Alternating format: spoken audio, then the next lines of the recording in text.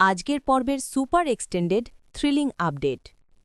আজকের পর্বটি শুরু থেকেই দর্শকদের ধরে রাখবে, কারণ এই পর্বে রয়েছে ভুল বোঝাবুঝি, পারিবারিক টানাকোড়েন, ভয়ঙ্কর ষড়যন্ত্র, মৃত্যুর মুখোমুখি বাণী আর সবশেষে এক রোমহর্ষক ক্লিফহ্যাঙ্গার।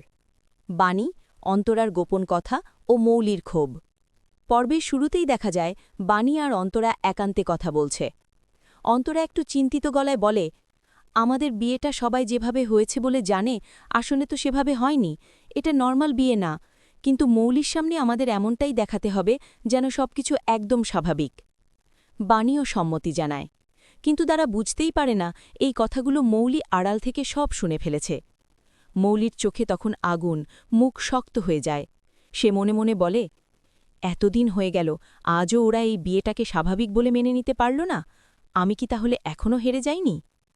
এই মুহূর্ত থেকেই মৌলির মনে ভয়ঙ্কর সিদ্ধান্ত জন্ম নেয়। মৌলির অন্ধকার জগতে প্রবেশ। এরপর দৃশ্য বদলায়। দেখা যায় মৌলি একা গাড়িতে করে যাচ্ছে। গন্তব্য এক কুখ্যাত ক্রিমিনালের আস্তানা। ভেতরে ঢুকে সে সোজাসাপটা কথা বলে, আমাকে একজনকে সরাতে হবে, আজকের মধ্যেই। সে টেবিলের ওপর মোটা অঙ্কের টাকা রাখে। লোকটা ঠান্ডা গলায় বলে, আজ সম্ভব নয়, আমার স্টাফ কম, 3টে মিশন চলছে, কাল সকালে ওকে শেষ করে দেব। মৌলি একটু থেমে বলে, ঠিক আছে, কিন্তু একদম নিশ্চিত কাজ চাই।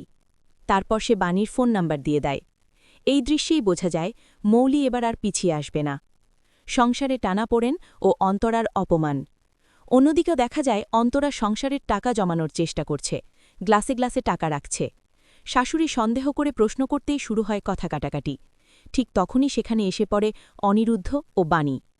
চা বানানোর প্রসঙ্গ উঠলে অন্তরা বলে, আমি